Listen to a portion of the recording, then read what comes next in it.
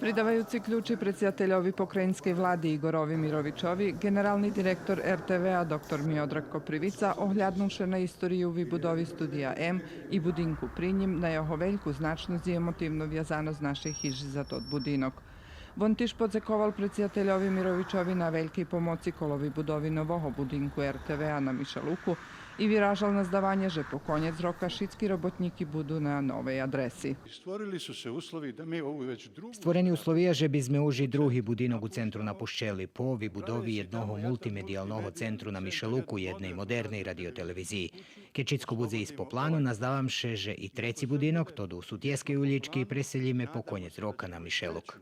Predsjedatelj pokrajinske vladi Igor Mirović javno podzekovalo vladi Republike Srbiji, Horodskej upravi Novoho Sadu i celomu timu RTV-a na dobrim sotrudnictve, zakladanju i roboti kolovi budovi novoho budinku RTV-a.